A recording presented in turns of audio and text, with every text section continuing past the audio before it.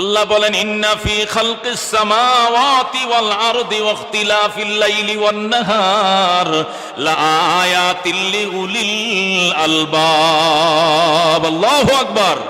আল্লাহ বলে আসমান জমিনের পরিবর্তন নিয়ে গবেষণা করো, রাত দিন নিয়ে তুমি গবেষণা করো। এতদিন 5টা বাজে রাত পোয়াই, তো এখন 6টা বাজে রাত পোয়ায়। 1 ঘন্টা রাত বাড়ায় দিল কে? দিন 1 ঘন্টা ছোট বানাইলো কে? রাত 1 ঘন্টা বাড়ায় দিল কে? এই বিশাল বড় আকাশ, এই ছোট্ট একটা প্যান্ডেল বানাইতে কতগুলো ফিলার লাগাইছে, ডেকোরেশন ম্যান আলাম বাঁশ দেয়া কতগুলো খুঁটি লাগাইছে, এরপরে হইছে সামিয়ানা। অথচ বিশাল আকাশের সামিয়ানার মধ্যে একটা খুঁটিও নাই। খুঁটিবিহীন নীল আকাশ কে বানাইছে? এই সাগর ভরা পানি কে দিয়েছে? এই সুন্দর পাহাড় কে সৃষ্টি করেছে? আল্লাহ বলেন তাফাক্কারু ফি খালকিল্লাহ ওয়ালা তাতাফাক্কারু ফিল্লাহ। আমার সৃষ্টির ভিতরে গবেষণা করো, আমাকে নিয়ে নয়, আমার সৃষ্টির ভিতরে গবেষণা করো। সৃষ্টির ভিতরে স্রষ্টাকে তুমি খুঁজে পাইবা। কথা কোন ঠিক কিনা? শামস কমর সুরখ জমি আঞ্জুম আখতার দস্ত জিবল ওয়াদি ও সহরা ও সমন্দর মোর মলখ দামদর তৈর কবুতর শাম শহর জুলমত জো আহমর আসফর গুলজার গুলাবুর্গ শজর কিসনে বানায়া গুলজার গুলাবুর্গ শজর কিসনে বানায়া तालिब मायूसी का हो ये सब जिसने बनाया तालिब मायूसी का हो ये सब जिसने बनाया ज़रा कौन मरहबा। ডক্টর ইকবাল ডাক দিয়া আকাশের দিকে তাকাও, জমিনের দিকে তাকাও, কীট পতঙ্গের দিকে তাকাও, পশু পাখির দিকে তাকাও, চন্দ্র সূর্যের দিকে তাকাও, পাহাড় নদ নদীর দিকে তাকাও। প্রত্যেকটা সৃষ্টি দেখিয়ে দিবে এগুলো আমি এমনে এমনে হই নাই, আমার মনিব আমারে বানাইছে। কথা কোন ঠিক কিনা? কবি নজরুল ইসলাম ডক্টর ইকবালের কবিতাকে নজরুল ইসলাম বাংলায় করেছে। কতই যে সুন্দর এই ধরা বানিয়েছেন প্রভু কুদরত দ্বারা, কেহই তো তা পারিবে না, চক্ষু যে জুড়িয়ে যায় খোদ প্রভুই তো করেছেন সবই যেন করি উপাসনা তার। আল্লাহু আকবার। ওই চন্দ্র দেখো রাত্রি বেলা, আরো দেখো সূরজ প্রভাত বেলা, দিন বয় রাত হয় গগনেতে, চলছে তারা নিজে কক্ষপথে, ঝিকিমিকি ঝিকিমিকি আলোর ধারা করছে উজ্জ্বল বিশ্ব ভরা, কেহই তো তা পারিবে না, চক্ষু যে জুড়িয়ে যায় খোদ প্রভুই তো করেছেন সবই যেন করি উপাসনা তার। লা ইলাহা ইল্লাল্লাহ লা ইলাহা ইল্লাল্লাহ লা ইলাহা ইল্লাল্লাহ মুহাম্মাদুর রাসূলুল্লাহ সাল্লাল্লাহু আলাইহি সাল্লাম। এই জন্য আল্লাহর ওলি ডাক দেয়া কয় আল্লাহর সৃষ্টির মধ্যে গবেষণা করো, আল্লাহকে তুমি খুঁজে পাইবা। খাজা মঈনুদ্দিন চিশতি আজমিরি সঞ্জিরি রহমতুল্লাহ আলাইহি আজমিরের মধ্যে তসবিহ নিয়ে আল্লাহু আকবার বিকালবেলা তসবিহ পড়তেছে। আল্লাহ পাকের হঠাৎ করে দেখে ময়না পাখি পাকা আম গাছের ডালার মধ্যে বইসা সিঁদুরে আমের গায়ের মধ্যে ঠোঁট বোয়া দিছে। আল্লাহু আকবার। লাল আম সিঁদুরি আম আমের মধ্যে যখন ওই পাখি ময়না পাখি ঠোঁট ঢুকায়া দিছে, ঢুকানোর সাথে সাথে ময়না পাখির ঠোঁটের মধ্যে যখন মিষ্টি লেগে যায়, আস্তে করে ঠোঁটটা সে বের করে ফেলছে। বের করার পরে আল্লাহু আকবার, পাখি আকাশের দিকে তাকায় মাওলার সাথে কথা বলে। আল্লাহু আকবার। মঈনুদ্দিন চিশতি কান্দে, মাবুদ আমি তো মনে করছিলাম ময়না পাখিটা পুরো আমটা খেয়ে ফেলবে, কিন্তু দেখা গেছে ঠোঁটটা ঢুকাইছে সাথে সাথে বের করে ফেলছে। আকাশের দিকে তাকায় সে যেন তোমার সঙ্গে কি কথা বলে। আয় আল্লাহ, তুমি পাখির কথা বলা শোনার ক্ষমতা আমি মঈনুদ্দিনকে দিয়ে দাও। আল্লাহু আকবার। সাথে সাথে আল্লাহ মঈনুদ্দিন চিশতি আজমিরি সঞ্জিরি রহমতুল্লাহ আলাইকে আল্লাহ ওই ময়না পাখির কথা বোঝার তৌফিক দিয়া দিলেন। ময়না পাখি আল্লাহরে ডাক দেয়, ও মাবুদ গো, ও মাবুদ, আমের ভিতরে এত মিষ্টি, না জানি তোমার ভিতরে কত মিষ্টি, আমি আম খাবো না, তোমাকে ভুলবো না। আল্লাহু আকবার। মঈনুদ্দিন চিশতি বলে, এই কথা বলার সাথে সাথে সে আম গাছের ডালের থেকে যাইয়া, আল্লাহু আকবার, সে জাম গাছের ডালে বসছে। আবার একটা পাকা জামের মধ্যে ঠোঁট দিয়া একই অবস্থা। আল্লাহু আকবার। আবার আল্লাহর সাথে করে, মাবুদ গো, জামের ভিতরে দিলে এত মিষ্টি, না জানি তোমার ভিতরে কত মিষ্টি, আমি জাম খাবো না, তোমাকে ভুলবো না। মঈনুদ্দিন চিশতি বলে, আমি তার পিছু শুরু করলাম হাঁটতে। যায়া দেখি এক পেঁপে গাছের ডালের মধ্যে বসছে। পাকা পেঁপের মধ্যে, লাল পেঁপের ভিতরে আবার ঠোঁট ঢুকাইয়া দিছে।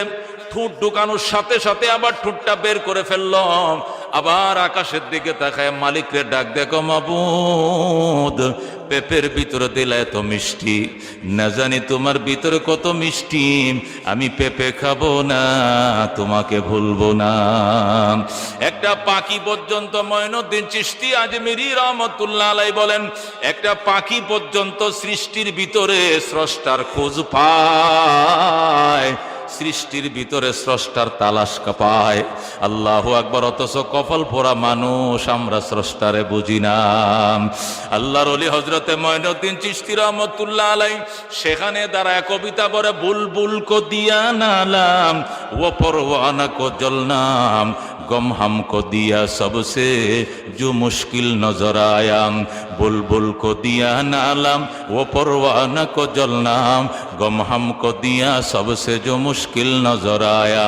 আল্লাহর ওলি মঈনুদ্দিন চিশতি রহমতুল্লাহ আলাইহি বলে, আল্লাহ, বুলবুল পাখিরে দিলে তুমি কান্না, আর ফরিংরে দিলে তুমি জ্বালা। মঈনুদ্দিন চিশতি বলেন, রাত্রিবেলা আমি কোরআন শরীফ পড়তেছি, হেরিকেন জ্বালাইয়া হঠাৎ করে দেখি হারিকেনের মধ্যে শুধু পোকা পড়তেছে আর জ্বলতেছে। একটা পোকার একটা পাকা জ্বলে গেছে, আর একটা পাকা আছে। আমি টাচ করে পোকাটাকে ধইরে ফালাইলাম, সে আর উড়াল দিতে পারে না। আমি জিজ্ঞাসা করলাম, আল্লাহ, এই পাখির জবান খুলে দাও, সে আগুনের পাগল কেন হইল আমি জানতে চাই। আল্লাহ সাথে সাথে পোকার জবান খুলে দিয়েছে। আল্লাহু আকবার। পোকা ডাক, দেখো মঈনুদ্দিন চিশতি, মনে করিও না তুমি শুধু একা মাওলার পাগল, তোমার ভিতরে রব্বুল আলামিনের এশকর মারেফত একা লুকিয়ে রয়েছে, এমন মনে করিও না, বরং আমার ভিতরেও মাওলা পাকের প্রেমের আগুন ধাউ ধাউ করে জ্বলতেছে। এই জন্য দুনিয়ার আগুন দেখলে আমি সইতে পারি না, মাওলা পাকের এশকের মধ্যে পড়ে আমাকে আমি জ্বালিয়ে সাইকাই করে দিই। যেরকম সুবহানাল্লাহ। এই জন্য খাজা মঈনুদ্দিন চিশতি বলতেন, বুলবুল কো দিয়া নালাম, ও পরওয়ানা কো জলনাম, গম হামকো দিয়া সবসে जो मुश्किल नजर आया, आतिशे दो जख्मे गर्मी कहा, सोजे गम हाय नेहानी और है। এই জন্য বলতেছিলাম বন্ধু, আল্লাহকে বিশ্বাস করতে হবে। আল্লাহর দেখো নাই, তবু আল্লাহকে বিশ্বাস করতে হবে, কারণ আল্লাহর বাতাস, আল্লাহর আকাশ, আল্লাহর জমিন, আল্লাহর পর্বত, আল্লাহর পাহাড়, আল্লাহর অক্সিজেন, আল্লাহর নুন, আল্লাহর তেল, আল্লাহর পশু, আল্লাহর পাখি, সব তুমি ভোগ করবা। আর আল্লাহকে তুমি মানবা না, তোমার মতো নিমুখ হারাম এই জমিনে থাকতে পারে না। কথা ঠিক কিনা? এই জন্য আল্লাহ বলেন, ইয়া আইয়ুহাল্লাযীনা আমানু, হে বিশ্বাসীরা, যারা আমি আল্লাহকে না দেখে বিশ্বাস করেছো, আমি তোমাদেরকে বলছি, উদখুলু ফিস সিলমি কাফা, ইসলামের ভিতরে কমপ্লিট ঢুকো, ইসলামের ভিতরে পরিপূর্ণ প্রবেশ করো। ইসলামের কিছু মানবা কিছু মানবা না, এই চাল চাতুরি আমি আল্লাহর কাছে গ্রহণযোগ্য নয়। কথা কোন ঠিক কিনা? নামাজের বেলা ইসলাম মানবা, রোজার বেলা ইসলাম মানবা, হজ যাকাতের বেলা ইসলাম মানবা, কিন্তু বিচারের বেলা ইসলাম মানবা না, নির্বাচনে ইসলাম মানবা না, বুডের বেলা ইসলাম মানবা না, ওই ব্যাংকে ইসলাম মানবা না, বিচার ব্যবস্থা ইসলাম মানবা না, বিয়ে শাদীতে ইসলাম মানবা না, শিক্ষা ব্যবস্থা ইসলাম মানবা না। এটা আমি আল্লাহর কাছে কখনো গ্রহণযোগ্য হবে না। কথা কোন ঠিক কিনা? আল্লাহ বলেন উদখুলু ফিস সিলমি কাফা, ইসলামের ভিতরে কমপ্লিট ঢুকে যাও। আল্লাহ বলেন আতুমিনুনা বিবাযিল কিতাব ওয়া তাকফুরুনা বিবায, আল্লাহ বলেন কিতাবের কিছু মানবা আর কিছু মানবা না, এর পরিণতি দুনিয়াতে পরকালে জাহান্নাম ছাড়া, অপমান আর লাঞ্ছিত হওয়া ছাড়া আর কিছু পাইবা না। কথা কোন ঠিক কিনা? এই জন্য ইসলাম, ও মুসলমান, যেদিন তুমি জন্ম নিয়েছো সেদিন শুরু হয়েছে ইসলাম। ডান কানে আজান দিতে হবে, বাম কানে একামত দিতে হবে, ইসলাম শুরু হয়ে গেছে।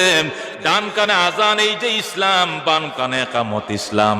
মধু পান করাও ইসলাম, ইসলামী নাম রাখো ইসলাম, ইসলামী লেখাপড়া করাও ইসলাম, মাদ্রাসায় পাঠাও ইসলাম, মক্তবে পাঠাও ইসলাম, ইসলামী শিক্ষায় শিক্ষিত বানাও, ইসলামী নিয়মে তাকে বিয়ে পড়াও, সন্তান হবে ইসলামী নামে নাম রাখো, পরিবার ইসলামী নিয়মে তুমি চালাও। ও মুসলমান, ইসলামের নাম, ইসলামের সংস্কৃতি তোমার জীবনের সর্বক্ষেত্রে প্রয়োগ করতে হবে। কিছু ইসলাম মানবা আর কিছু হিন্দুয়ানি মানবা, কিছু ইসলাম মানবা কিছু ইহুদি মানবা, কিছু ইসলামের মানবা কিছু খ্রিস্টানের মানবা। এই সমস্ত দানাই বানাই আমার আল্লাহর কাছে গ্রহণযোগ্য হবে না। কথা কোন ঠিক কিনা? কমপ্লিট ইসলাম মানতে হবে। আয়াতের শানে নজুল বললেই বুঝতে পারবেন আল্লাহ রাব্বুল আলামিন আয়াতটা নাজিল করেছিলেন মদিনায়। কথা কোন কোথায় নাজিল করেছেন? নবী আলাইহিস সালাম মক্কা থেকে রওনা করছেন, 11 দিনের মাথায় তিনি মদিনায় পৌঁছেছেন। জোরে কোন সুবহানাল্লাহ। সিদ্দিক আকবরকে নিয়ে রাসূল যখন মক্কা থেকে মদিনায় রওনা করছেন, মদিনার মানুষ, হাজার হাজার মানুষ আল্লাহর হাবিবকে আগায় নেওয়ার জন্য মদিনার থেকে প্রায় 4 মাইল দূর থেকে আগায় চলে গেছে। জোরে কোন সুবহানাল্লাহ। বয়স্ক মানুষরা লাঠি দিয়ে ভোট দিয়ে চলে গেছেন, বৃদ্ধা নারীরা পর্যন্ত লাঠি দিয়ে ভোট দিয়ে নবীকে আগায় নেওয়ার জন্য বেরিয়ে গেছে। ছোট ছোট বাচ্চারা পর্যন্ত ফুলের মালা নিয়ে রাস্তায় দাঁড়িয়ে রয়েছে আল্লাহর হাবিবকে আগায় আনার জন্য। 4 মাইল পর্যন্ত নবীকে আল্লাহু আকবার আগায় আনার জন্য মদিনার বাহিরে চলে গেছে। আল্লাহর হাবিব আবু বকরকে বলে, আবু বকর আর কত দূর মদিনায়?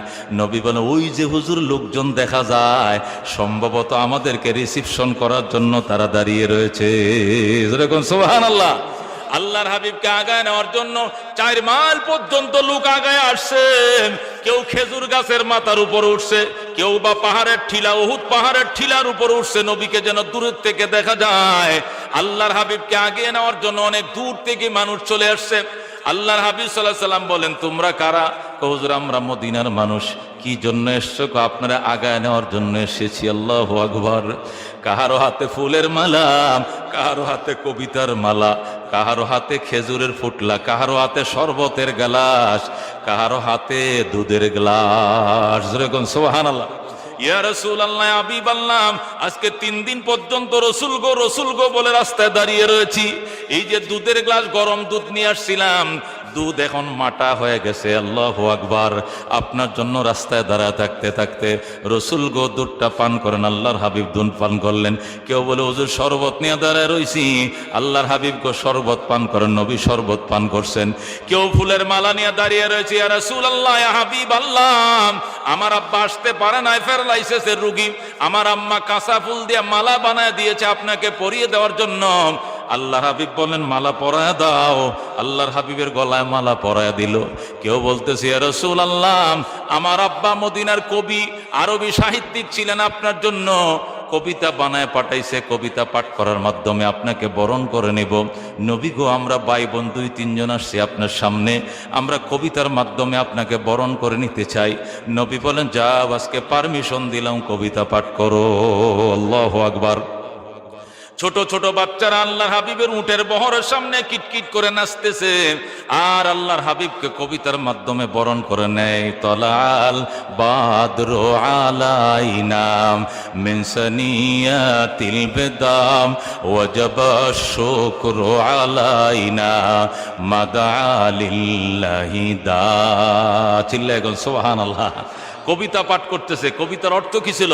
মদিনার বাসী বলতেছিল, আল্লাহ রাতের আধার কেটে কেটে আকাশে চাঁদ উঠলো, সারা জাহানের দিক বিদিকে, সারা জাহানের দিক বিদিকে আলোর ধারা ছুটলো তলাল বাদরু আলাইনা মিন সানিয়াতিল বিদাম ওয়াজাবা শুকরু আলাইনা মাদা লিল্লাহি দাম।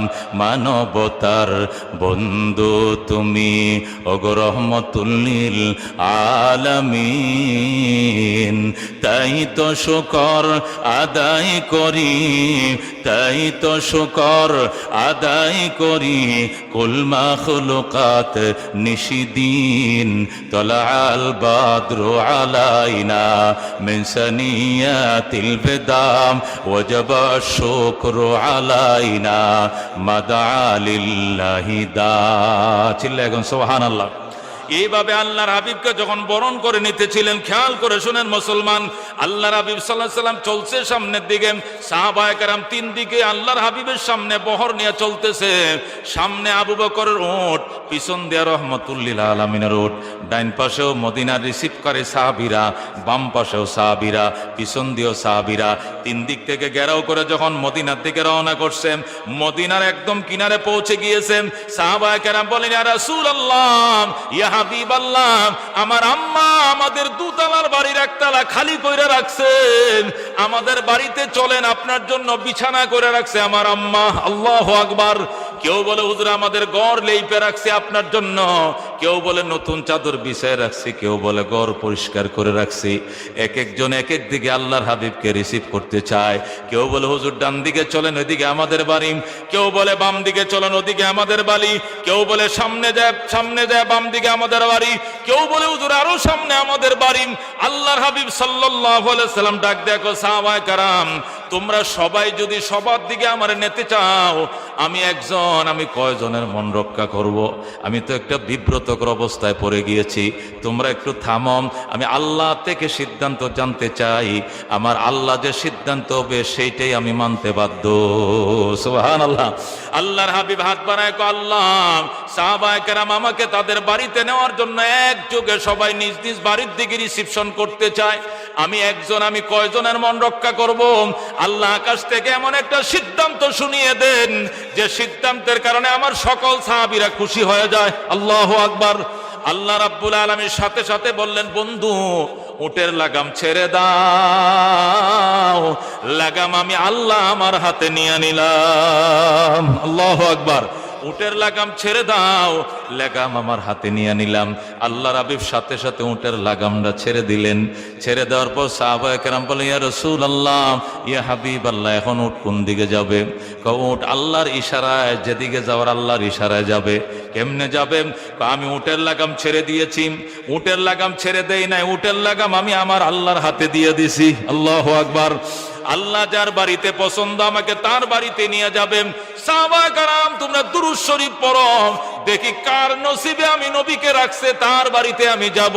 সাহাবায়ে কেরাম দুরূদ শরীফ পড়তেছে আর আল্লাহর কাছে দরখাস্ত করতেছে, আল্লাহ তোমার নবীকে আমার বাড়িতে যাওয়ার জন্য তুমি ভাগ্য খুলে দাও, আমার বাড়িতে যাওয়ার জন্য তোমার নবীর উটের রূপ তুমি করে দাও। এই বলে সাহাবায়ে কেরাম দুরূদ শরীফ পড়তেছে আর উটের বহর সামনের দিকে চলতেছে। হঠাৎ করে ডান দিকে মোড় নিয়ে উট ঠিলার উপরে ওঠা শুরু করে দিছে। হযরতে আবু আইয়ুব আনসারী রাদিয়াল্লাহু তাআলা আনহুর বাড়ি ছিল পাহাড়ের উপরে। ওই টিলার উপরে যায় আবু আইয়ুব আনসারীর বাড়ির উঠানের মধ্যে যায় উট শুয়ে পড়ছে। আল্লাহু আকবার। যেই মাত্র সেখানে উট শুয়ে গেল, আল্লাহ নবী সাল্লাল্লাহু আলাইহি সাল্লাম উঠতে আঘাত করতেছে, উট এখানে শুইলি কেন, সামনে যা।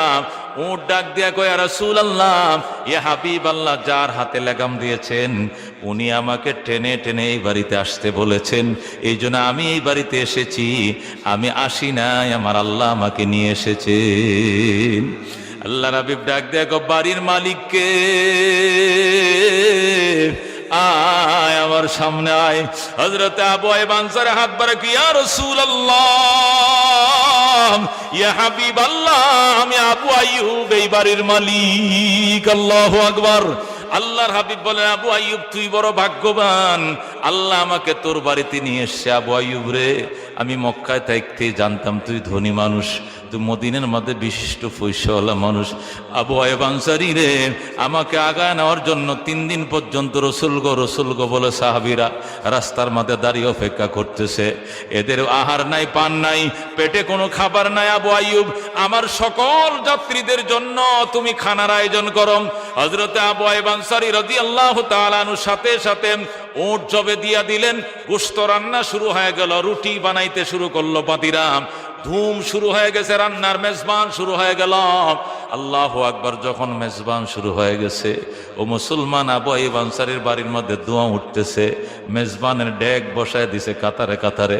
যখন ধোঁয়া উঠতেছে, আবু আইয়ুব আনসারীর বাড়ি ছিল ঠিলার উপরে, ঠিলার নিচে আব্দুল্লাহ ইবনে সালাম, যিনি রইসুল ইহুদিন ছিলেন, ইহুদিদের লিডার ছিলেন, উনি বাগানে খেজুর কাটতেছিলেন। হঠাৎ করে দেখে তার দোস্তের বাড়িতে ধোঁয়া দেখা যায়। গোলাম পাঠাইছে, গোলাম দৌড়াইয়া যা, আবু আইয়ুব আনসারীর বাড়িতে কিসের রান্না বান্না, কিসের অনুষ্ঠান, দেখে আসো, খবর নিয়ে আসো। গোলাম আইসে খবর নিয়ে গেছে, স্যার রহমতুল্লিল আলামিন আবু আইয়ুব আনসারীর বাড়িতে তাশরিফ আনছে। এই জন্য আবু আইয়ুব আনসারী রান্নার আয়োজন করতেছে। আব্দুল্লাহ ইবনে সালাম রাদিয়াল্লাহু তাআলা আনহু সাথে সাথে খেজুর কাটা রাইকে এক দৌড় দিছে। দৌড় দিয়ে এসে আল্লাহর হাবিবের সামনে পড়ছে, আর ডাক দিয়া কয়, আবু আইয়ুব রে, আমাকে নবীর কাছে নিয়ে যা, আল্লাহর হাবিবের চেহারা মোবারক দেখার সুযোগ আমার দে। আবু আইয়ুব আনসারী ডাক দিয়া কয়, আব্দুল্লাহ, তুমি তো ইহুদিদের লিডার, ইহুদিদের পাদ্রী, তুমি সরাসরি আল্লাহর হাবিবের সাথে দেখা করতে পারবা না। আমি আগে নবীর থেকে অনুমতি লিয়া লই, উনি যদি অনুমতি দেন তাহলে দেখা করতে পারবা, নতুবা দেখা করার পারমিশন নাই। ঠিক আছে, তুমি অনুমতি নিয়ে আসো। আবু আইয়ুব আনসারী রাদিয়াল্লাহু তাআলা আনহু আল্লাহর হাবিবের কাছে যায়, বলেন, ইয়া রাসূলুল্লাহ, ইয়া হাবিবাল্লাহ, আমার বাল্য বন্ধু মদিনার আদিবাসিন্দা, আমার বাল্য বন্ধু অত্যন্ত শিক্ষিত, পুরা তাওরাতের হাফেজ, যিনি আব্দুল্লাহ ইবনে সালাম, ইহুদিদের লিডার আব্দুল্লাহ ইবনে সালাম, উনি তাওরাতের হাফেজ, ইহুদিদের পাদ্রী, উনি আপনার সাথে মোলাকাত করার জন্য এসেছে, সাক্ষাতের জন্য এসেছে, আপনি অনুমতি দিবেননি? নবী ডাক দেয়া কয়, আবু আইয়ুব রে, আব্দুল্লাহর নাম আমি মক্কায় থেকে শুনছি, আব্দুল্লাহর পারমিশন লাগবে না, আব্দুল্লাহরে আসতে দাও। সুবহানাল্লাহ। আব্দুল্লাহ ইবনে সালাম যখন অনুমতি পাইলেন, এক দৌড়ে আল্লাহর হাবিবের সামনে যাইয়া আল্লাহর হাবিবের চেহারার দিকে তাকায় একবার, কদম মুবারকের দিকে তাকায় একবার, সারা শরীরের দিকে উপর থেকে নিচ পর্যন্ত 3 বার তাকাইল। আল্লাহর হাবিব ডাক দেখ, আব্দুল্লাহ আসছনি, বস বস বস। এ আব্দুল্লাহ আজলিস, আব্দুল্লাহ বস। আব্দুল্লাহ ইবনে সালাম ডাক দেখ, নবী গো, আমাকে বসতে বইলেন না, আমি আপনার নুরানি চেহারা প্রাণ ভরে দেই খেলোই। আল্লাহর হাবিবের চেহারাটা 3 বার তাকাইছেন, মাথার থেকে পাও পর্যন্ত 3 বার তাকাইয়াম। আব্দুল্লাহু আকবার, আল্লাহু আকবার। আব্দুল্লাহ ইবনে সালাম ডাক দেখ, ওয়াল্লাহ লাইসা হাদাল ওয়াজহু ওয়াজহু কাযাব। আল্লাহু আকবার। আব্দুল্লাহ ইবনে সালাম ডাক দেখ, আল্লাহর কসম রে মদিনাবাসী, এই চেহারা কোনদিন মিথ্যাবাদীর চেহারা হইতে পারে না। আল্লাহু আকবার। আব্দুল্লাহ ইবনে সালাম যখন বলল এই চেহারা কোনদিন মিথ্যাবাদীর চেহারা হতে পারে না, আল্লাহর হাবিব সাল্লাল্লাহু আলাইহি সাল্লাম ডাক দেয়া, আব্দুল্লাহ, কেমনে বুঝলা এই চেহারা মিথ্যাবাদীর চেহারা নয়? আব্দুল্লাহ ইবনে সালাম ডাক দেয়া, নবী গো, আপনি হয়তো জানেন না আমি তাওরাতের হাফেজ, তাওরাতের এমন কোনো পৃষ্ঠা খালি নাই যেখানে আপনার প্রশংসার কথা লেখা নাই। আপনার চেহারাটা কেমন হবে ওই কিতাবে লেখা আছে, আপনার চুলগুলো কেমন হবে কিতাবে লেখা আছে, আপনার দান মোবারক গুলো কেমন হবে লেখা আছে, আপনার মুস্কি হাসি কেমন হবে লেখা আছে, আপনার কদম কেমনে হয় লেখা আছে, আপনার আচার আচরণ কেমনে লেখা আছে, আপনার প্রতিটা গঠন, প্রত্যেকটা শরীরের প্রতিটা গঠন সম্পর্কে বিস্তারিত বিবরণ আছে। আমি তাওরাত দিয়ে তাকাইছি, ইনজিল দিয়ে তাকাইছি, আমি জবুর দিয়ে তাকাইছি, প্রত্যেকটা কিতাবে সাক্ষী দিছে আপনি আখিরি নবী, শ্রেষ্ঠ নবী, এর ভিতরে কোনো সন্দেহ নাই। আল্লাহু আকবার। আল্লাহর হাবিব ডাক দেখো, আব্দুল্লাহ, যদি তোমার এতই বিশ্বাস হয় আমি শ্রেষ্ঠ নবী, আমি শেষ নবী, আমি আখিরি নবী, তাহলে তুমি কালমা পড়ে মুসলমান হয়ে যাও। আব্দুল্লাহ ইবনে সালাম কয়, ইয়া রাসূলুল্লাহ, কালমা পড়াটা তো 1 মিনিটের কোনো ব্যাপার নয়। আমি আপনার থেকে জানতে চাই, কালমা কি আমি একা পড়ব, নাকি বাগানে যে আমার ভক্ত ইহুদির আছে সবাইরে নিয়ে কালমা পড়ব? আল্লাহু আকবার। আল্লাহর হাবিব কয়, সবাইকে নিয়ে আসো, একসাথে কালমা পড়ম। আল্লাহর হাবিব সাল্লাল্লাহু আলাইহি সাল্লাম যখন বললেন সবাইকে ডেকে নিয়ে আসো, আব্দুল্লাহ ইবনে সালাম ডাক দেয়া কয়, ইয়া রাসূলুল্লাহ, ইয়া হাবিবাল্লাহ, এদেরকে ডাইকা যখন আপনার কিনারে আনব, আনার পরে আমি আপনার কাছে 3টা প্রশ্ন করব, আপনি তো উত্তরগুলো দিতে পারবেন? কই ইনশাআল্লাহ পারবো। কই যখন প্রশ্নগুলোর উত্তর আপনি দিয়ে দিবেন, সর্বপ্রথম আমি হাত বাড়ায় কালমার পর মুসলমান হয়ে যাব। আমি যেই মাত্র মুসলমান হব, সাথে সাথে দেখবেন আমার ভক্ত সকল ইহুদিরা কালমা পড়ে মুসলমান হয়ে যাবে। এই জন্য হুজুর আগে আমি অনুমতি নিয়ে রাখি, বেয়াদবি মনে করবেন না।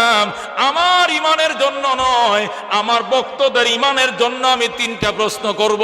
ব্যক্তিগতভাবে আমার জন্য কোনো প্রশ্নের দরকার না, আমার তো এখন ইমান আইসে গেছে। আল্লাহু আকবার। নবী কয় 3টা কেন, 9টা করে যত প্রশ্ন করার কইর, আসো ইহুদিদেরকে নিয়ে আসো। আব্দুল্লাহ ইবনে সালাম দৌড় দিছে বাগানে, যায় কই ইহুদিরা রে আয়, খেজুর জীবনভর কাটতে পারবি, রহমতুল লিল আলামিন পাবি না। আল্লাহু আকবার। আয় আয় জলদি আয়, খেজুর পরে কাটবি, আগে আয়। যে নবীর ইতিহাস তাওরাত পড়ে পড়ে সারা জীবন তোদেরকে শোনাইছি, এই নবী মক্কা ছেড়ে মদিনা আমার দুস্তের বাড়িতে আবু আইয়ুব আনসারীর বাড়িতে হাজির হয়ে গেছে। ইহুদিরা আব্দুল্লাহ ইবনে সালামের সাথে এমন দৌড় দিছে, আল্লাহু আকবার। সব আব্দুল্লাহ ইবনে সালামের পিছ লইছে। আব্দুল্লাহ ইবনে সালামের নেতৃত্বে আল্লাহর হাবিবের সামনে এসে হাজির। আল্লাহর হাবিবের সামনে এসে আত্তায়াতুস সুরতে বসছে। ইহুদিরাও দল বাইদে বইছেন। আয়েশা আব্দুল্লাহ ইবনে সালাম বলে, ইয়া রাসূলুল্লাহ, ইয়া হাবিবাল্লাহ, আমি 3টা প্রশ্ন করব আপনার কাছে। যদি আপনি 3টা প্রশ্নের উত্তর দিতে পারেন, তাহলে আপনি যে আল্লাহর নবী আমি এটা বিশ্বাস করে নিব, আমি কালমা পড়ে মুসলমান হয়ে যাব। আর আমি যখন কালমা পড়ে ফেলবো, তখন আমার ভক্তরাও কালমা পড়ে মুসলমান হয়ে যাবে। সুবহানাল্লাহ। আল্লাহর হাবিব ডাক দেয়া কয়, বলম 3টা কেন, আরো বেশি প্রশ্ন করো। হুজুর বেশি প্রশ্নের দরকার নাই, একটা প্রশ্ন করব তাওরাত থেকে, আরেকটা প্রশ্ন করব ইনজিল থেকে, আরেকটা প্রশ্ন করব জবুর থেকে। 3 কিতাব থেকে 3টা প্রশ্ন করব। যদি আপনি সত্যিকার আল্লাহর পয়গম্বর হন, একটা মুহূর্ত দেরি হবে না, টাস টাস করে প্রশ্নের উত্তরগুলো আপনি দিয়ে দিতে পারবেন। আল্লাহু আকবার। আল্লাহর হাবিব বলে, ঠিক আছে আব্দুল্লাহ প্রশ্নগুলো করম। আব্দুল্লাহ ইবনে সালাম ডাক দেখ, হুজুর 1 নম্বর প্রশ্ন। 1 নম্বর প্রশ্ন আপনার কাছে, জান্নাতীরা যখন জান্নাতে যাবে, আল্লাহ জান্নাত উদ্বোধন করবে, জান্নাতে যাওয়ার জন্য দরজা খুলে দিবে। দলে দলে যখন মানুষ জান্নাতে প্রবেশ করবে, আল্লাহ রাব্বুল আলামিন জান্নাতীদেরকে জান্নাতে ঢুকাইয়া সর্বপ্রথম নাস্তাটা কোন আইটেম দিয়ে দিবে? আল্লাহু আকবার। জান্নাতীরা জান্নাতে ঢোকার পর একটা নাস্তা খাবে। এই নাস্তাটা আমার আল্লাহ কোন আইটেম দিয়ে দিবে? এটা কি ডাইল আর পেঁয়াজু বেগুনি দিয়ে দিবে, নাকি পরোটা দিয়া ডাইল ভাজি দিয়ে দিবে, নাকি তন্দুর রুটি দিয়ে শিক কাবাব দিয়ে দিবে, নাকি গরম ভাত বুনা খিচুড়ি দিয়ে দিবে, নাকি পোলাও খুরমা দিয়ে দে? কোন আইটেম দিয়ে নাস্তারা দিবে আমি জানতে চাই। আল্লাহর হাবিব সাল্লাল্লাহু আলাইহি সাল্লাম বলেন, হে আব্দুল্লাহ ইবনে সালাম, কোন কিতাব থেকে তুই প্রশ্নটা করছস? হুজুর আমি তাওরাত থেকে করেছি। আল্লাহর হাবিব ডাক দে, আব্দুল্লাহ, আল্লাহ রাব্বুল আলামিন বোয়াল মাছের কলিজা দিয়া কাবাব বানাবে, আর ওই কাবাব দিয়াই জান্নাতীদেরকে সর্বপ্রথম নাস্তা খাওয়াবে। যেরকম সুবহানাল্লাহ। আল্লাহ নবী সাল্লাল্লাহু আলাইহি সাল্লাম যখন প্রশ্নের উত্তর দিয়ে দিল, সাথে সাথে আব্দুল্লাহ ইবনে সালাম কয়, ওয়াল্লাহ সাদ্দাকতা ইয়া রাসূলুল্লাহ, সাদ্দাকতা ইয়া রাসূলুল্লাহ। আব্দুল্লাহ ইবনে সালাম বলে, ইয়া রাসূলুল্লাহ, আপনি সত্যই বলেছেন, সঠিক উত্তর দিয়েছেন। হা কাযা ওয়াজাদতু ফিত তাওরাত, হা কাযা ওয়াজাদতু ফিত তাওরাত। আমি তাওরাতের মধ্যে এমনই পাইছি, আল্লাহ মাছের কলিজা দিয়ে কাবাব বানাবে, আর ওই কাবাব দিয়ে সকল জান্নাতীদেরকে নাস্তা খাওয়াবে। সুবহানাল্লাহ। আব্দুল্লাহ ইবনে সালাম রাদিয়াল্লাহু তাআলা আনহু ডাক দেখো, ইয়া রাসূলুল্লাহ, ইয়া হাবিবাল্লাহ, 2 নম্বর প্রশ্ন করতে চাই। নবী কয় তাড়াতাড়ি করম। ওমা যা আলামাতুস সাআহ, ওমা যা আলামাতুস সাআহ। ওগো আল্লাহর হাবিব সাল্লাল্লাহু আলাইহি ওয়াসাল্লাম, আপনার কাছে 2 নম্বর প্রশ্ন, কিয়ামতের বড় বড় আলামতগুলো কি? আপনি যদি আল্লাহর পয়গম্বর হন তাহলে টাস টাস করে বলতে পারবেন। আল্লাহর নবী সাল্লাল্লাহু আলাইহি ওয়াসাল্লাম টাস টাস করে বলা শুরু করলেন। পৃথিবীর পূর্ব আকাশ থেকে, আল্লাহু আকবার, পূর্ব দিগন্ত থেকে অগ্নি বের হবে, মানুষকে হাঁকিয়ে হাঁকিয়ে পশ্চিম দিকে নিয়ে যাবে। সূর্য পশ্চিম আকাশে উদিত হবে, পূর্ব আকাশে ডুবতে যাবে। দাব্বাতুল আরদ দুনিয়াতে আসবে, ইয়াজুজ মাজুজ আসবে, দাজ্জাল আসবে। আলামত, কিয়ামতের আলামতগুলো যখন ধারাবাহিকভাবে আল্লাহর নবী বলতে শুরু করলেন, ঠুডের মধ্যে বাজে না, সাথে সাথে বলে সাদ্দাকতা ইয়া রাসূলুল্লাহ, হাকাযা ওয়াজাদতু ফিল ইনজিল। সুবহানাল্লাহ। টাস টাস করে উত্তর দেওয়া শুরু করলো। ডাক দেখো, গো নবীজি, আর বলতে হবে না, এমনই পাইছি ইনজিল কিতাবে। হুজুর আরেকটা প্রশ্ন করব, জবুর কিতাব থেকে উত্তর দিবেন নি? নবী কয় বলম। বিমা যায়াশবাহুল ওয়ালাদু আল ওয়ালিদা, কি কারণে সন্তান তার পিতামাতার আকৃতি লাভ করে? সন্তান কি কারণে মায়ের মতো হয়? সন্তান কি কারণে বাবার মতো হয়? অথবা সন্তান কেন মেয়ে হয়? অথবা সন্তান কেন ছেলে হয়? অথবা সন্তান বাবার কালার কেন পায়? অথবা সন্তান মায়ের কালার কেন পায়? অথবা সন্তান বাবার চরিত্র কেমনে পায়? অথবা সন্তান মায়ের চরিত্র কেমনে পায়? বুখারী শরীফের হাদিস আছে, হাদিসের 3টা ব্যাখ্যা প্রশ্ন করছে। এবং বিমা যায়াশবাহুল ওয়ালাদু আল ওয়ালিদা, কেন সন্তান পিতামাতার আকৃতি লাভ করে? কেন সন্তান মেয়ে হয়? কেন সন্তান ছেলে হয়? আল্লাহর হাবিবের কাছে যখন প্রশ্ন করা শুরু করলো, আল্লাহর হাবিব বলেন, ইজা গালাবা মাউর রাজুলে আলা মাইল মারাআতে ফাতাশবাহুল ওয়ালাদু আর রাজুলা, ওয়া ইজা গালাবাত মাউল মারাআতে আলা মাইর রাজুলে ফাতাশবাহুল ওয়ালাদু আল মারাআতাম। আল্লাহর হাবিব ডাক দেয়, সাহাবায়ে কেরাম শুনুন, স্বামী স্ত্রীর মিলন যুদ্ধ যখন শুরু হয়, ওই সময় যদি পুরুষের পানি স্ত্রীর পানির উপরে প্রাধান্য বিস্তার করে, আর ওই পানি যদি স্ত্রীর রেহেমের ভিতরে ঢুকে, সন্তান শতভাগ ছেলে হওয়ার সম্ভাবনা আছে। আর ওই যুদ্ধে যদি স্বামী ফেল করে, স্ত্রী যদি বিজয় লাভ করে, আর ওই মিলনে যদি পানি স্ত্রীর গর্ভে ঢুকে, সন্তান শতভাগ মেয়ে হওয়ার সম্ভাবনা আছে। আল্লাহু আকবার। ব্যতিক্রম হতে পারে, কিন্তু অধিকাংশ এমনটাই হয়। আল্লাহর হাবিব যখন এত সুন্দরভাবে উত্তর দেওয়া শুরু করলেন, আব্দুল্লাহ কয়, আল্লাহ সাদাকতা ইয়া রাসূলুল্লাহ, সাদাকতা ইয়া রাসূলুল্লাহ, হাকাযা ওয়াজাদতু ফিজ জবুরে, আমি এমনই পাইছি আসমানি কিতাব, জবুর কিতাবে। আল্লাহু আকবার। আল্লাহর হাবিব সাল্লাল্লাহু আলাইহি সাল্লাম যখন 3টা প্রশ্নের উত্তর টাস টাস করে দিয়ে দিলেন, বিস্তারিত বলার সময় নাই, সময় কম। আল্লাহু আকবার। এই মুসলমান, আমি সংক্ষিপ্ত বলতেছি, 3টা প্রশ্নের উত্তর দেওয়ার সাথে সাথে আল্লাহর হাবিবের দরবারে আব্দুল্লাহ কয়, আশহাদু আল্লাহ ইলাহা ইল্লাল্লাহ ওয়া আশহাদু আন্না মুহাম্মাদান আবদুহু ওয়া রাসূলুহু। আব্দুল্লাহ ইবনে সালাম কালমা পড়ে মুসলমান হয়ে যায়। সুবহানাল্লাহ। আব্দুল্লাহ ইবনে সালাম রাদিয়াল্লাহু তাআলা আনহু যখন মুসলমান হলেন, সাহাবী হয়ে গেলেন গো।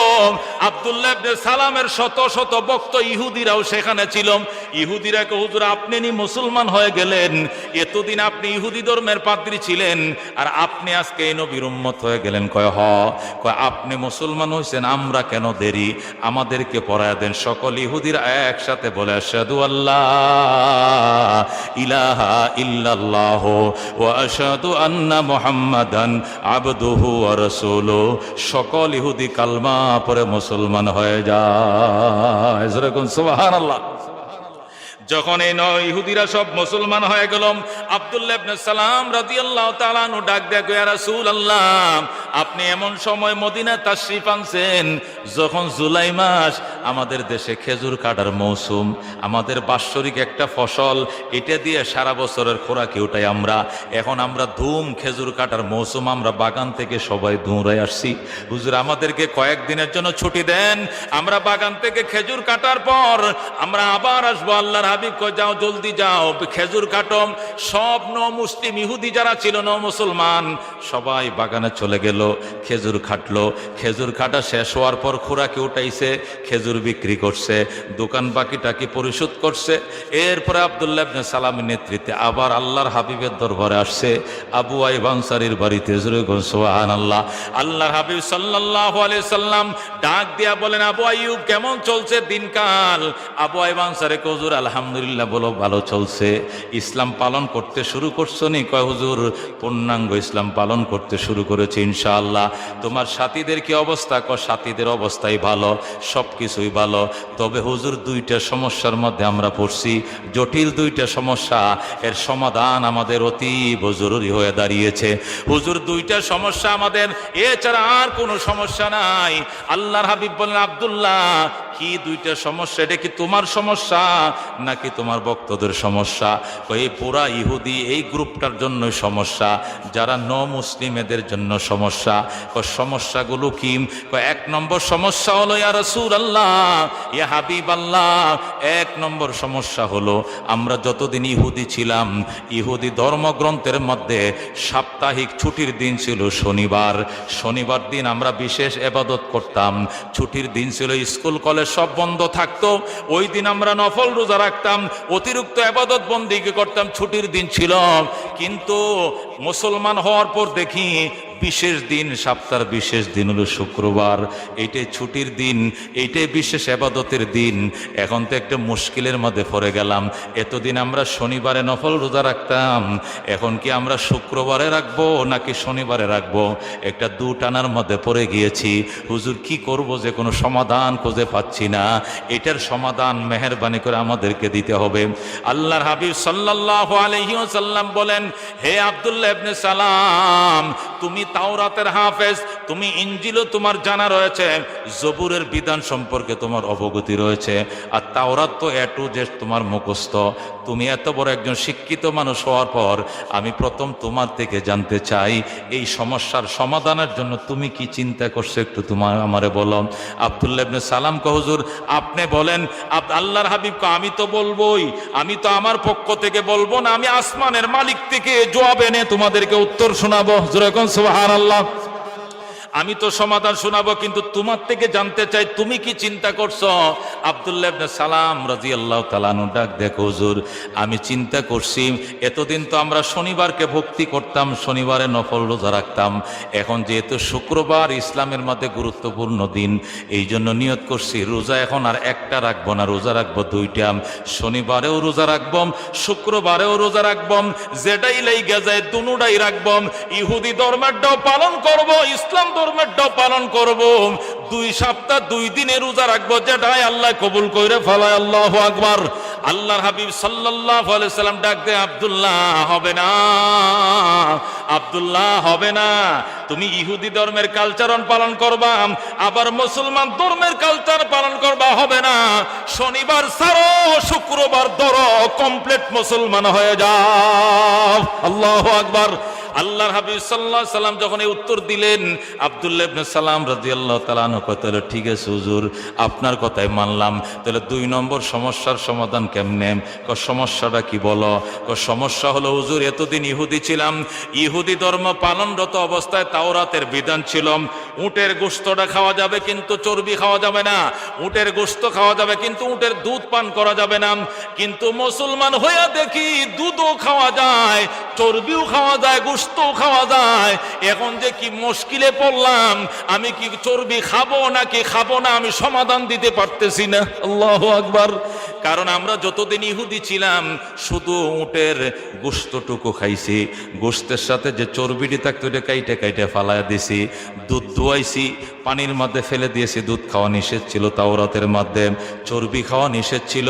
কিন্তু মুসলমান হওয়ার পরে দেখি দুধ হলো পবিত্র জিনিস, নিষিদ্ধের তালিকার মধ্যে দুধ নাই, হারামের তালিকার মধ্যে দুধ নাই, হারামের তালিকার মধ্যে চর্বি নাই। এতে বোঝা যায় দুধ এবং চর্বি খাওয়া যায়। কিন্তু তাও তাওরাতের বিধান ছিল খাওয়া যাবে না, এখন কি যে করব, দুই টানার মধ্যে পড়ছি। আল্লাহর হাবিব গো, আপনি সমাধান দেন। রহমতুল্লিল আলামিন বলে, হে আব্দুল্লাহ, তুমি তাওরাতের হাফেজ হিসাবে, তুমি ইনজিল এবং জবুরের একজন আলেম হিসাবে, তোমার থেকে আমি জানতে চাই তুমি কি চিন্তা করছো? তুমি কি দুধ পান করবা নাকি করবা না? চর্বি খাইবা কি খাইব না? আমাকে বলো। আব্দুল্লাহ ইবনে সালাম রাদিয়াল্লাহু তাআলা আনহু বলেন, হুজুর আপনার সিদ্ধান্ত চূড়ান্ত, তবে আমি যেটা মনে মতে সিদ্ধান্ত নিছিলাম সেটা হলো, আমি সিদ্ধান্ত নিছিলাম যেহেতু কোরআন আল্লাহর কিতাব আর তাওরাত এটা তো আল্লাহরই কিতাব, সুতরাং আল্লাহর কিতাব তাওরাত আল্লাহর কিতাব, কোরআনও আল্লাহর কিতাব, যেহেতু চর্বি এতদিন খাই নাই, দুধও এতদিন পান করি নাই, বাকি জীবনে আর চর্বি পান খাবো না আর দুধও পান করব না, এই বিধানটা ইহুদি ধর্মগ্রন্থ হিসাবে আমল করব আর বাকি বিধান কোরআন অনুযায়ী আমল করব, আমি এই সিদ্ধান্ত নিয়েছিলাম। নবী বলে, না না আব্দুল্লাহ, হবে না, তুমি ইহুদি কালচার ছাড়ো, ইসলামের কালচার ধরো, তাওরাতের বিধান ছাড়ো, কোরআনের বিধান ধরো, কমপ্লিট মুসলমান হয়ে যাও। আল্লাহু আকবার। আল্লাহর হাবিব সাল্লাল্লাহু আলাইহি সাল্লাম যখন এই দুইটা সমস্যার সমাধান শুনাইলেন, আব্দুল্লাহ ইবনে সালাম রাদিয়াল্লাহু তাআলা আনহু বলে, রাসূলুল্লাহ, এটা কি আপনার পক্ষ থেকে সমাধান নাকি আসমানের মালিকের পক্ষ থেকে সমাধান?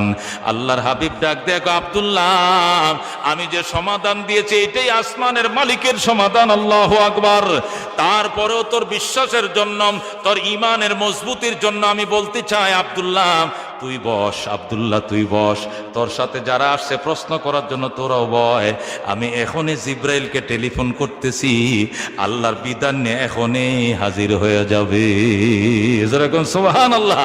হযরত আব্দুল্লাহ ইবনে সালাম রাদিয়াল্লাহু তাআলা আনহু বলেন, আমি আল্লাহর হাবিবের দরবারে বসা ছিলাম, নবীজির সামনে বসা ছিলাম, নবীজি আমাদেরকে যেভাবে উত্তরগুলো শোনাইলেন, এই উত্তরকে সমর্থন জানাইয়া আল্লাহ রাব্বুল আলামিন তৎক্ষণাৎ জিব্রাইলকে দিয়া এই সূরা বাকারার 2 নম্বর আয়াত 208 নম্বর আয়াত দিয়া জিব্রাইলকে পাঠাইয়া দিছে।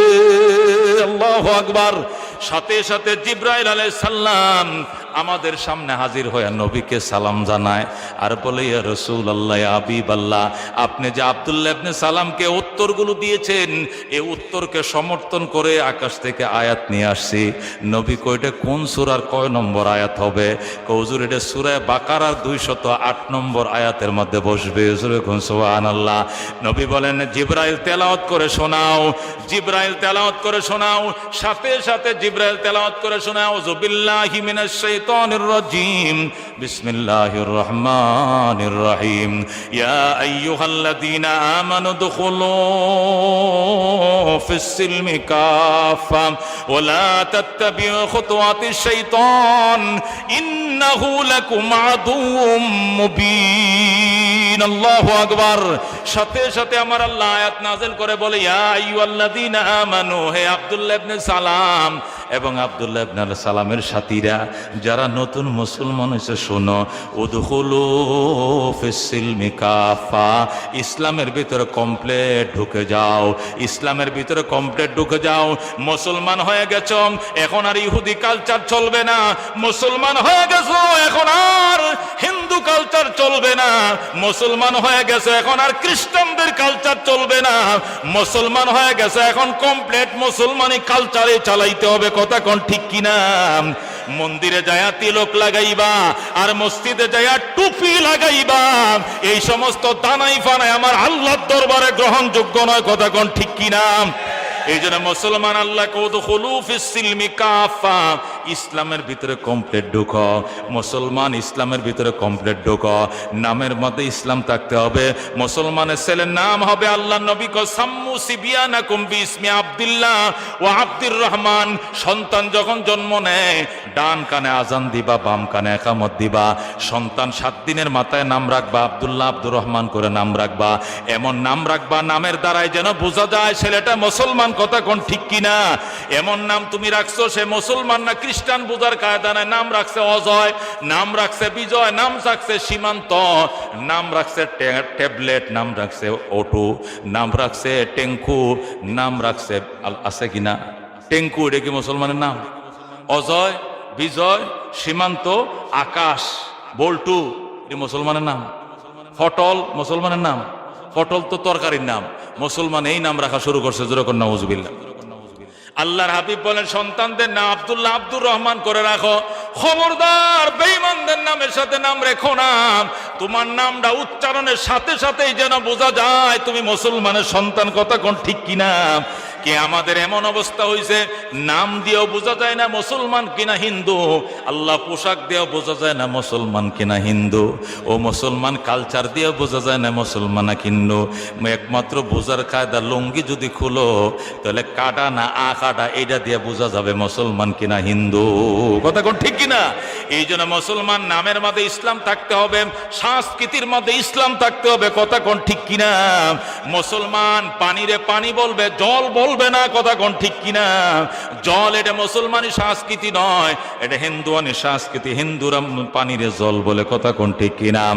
মুসলমান গোসল রে গোসল বলবে, মুসলমান গোসলকে গোসল বলবে, স্নান বলবে না। কথা কোন ঠিক কিনা? হিন্দুরা গোসলকে স্নান বলে। কথা কোন ঠিক কিনা? মারে লুঙ্গিতে গামছা দে গোসল করতে যায়, হিন্দুরা বলবে মা লুঙ্গিতে গামছা দে স্নান করতে যায়। মুসলমান গোসল বলবে, মুসলমান স্নান বলবে না। কথা কোন ঠিক কিনা? মুসলমান গোশত বলবে, মুসলমান মাংস বলবে না। কথা কোন ঠিক কিনা? কয় মাংসর কেজি কত করে, এটা মুসলমান বলতে পারে না। মাংস বলা হয় মায়ের অংশ। যারা গরুরে মা ডাকে এরা গরুর গোশতরে মাংস কয়।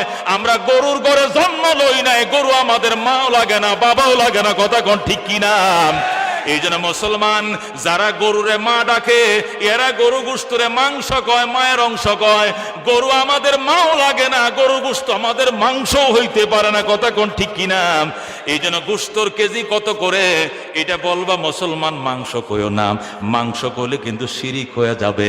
এটা আমাদের মুসলমানি কালচার নয়, এটা হিন্দুয়ানি কালচার, সংস্কৃতি। কথা কোন ঠিক কিনা? এই জন্য আল্লাহ কয়াম আইয়ুহাল্লাযীনা আমানু দুখুলু ফিস সিলমি কাফা। হে মুসলমান, ইসলামের ভিতরে কমপ্লিট ঢুকম। নামের মধ্যে ইসলাম, কামের মধ্যে ইসলাম, শিক্ষার মধ্যে ইসলাম।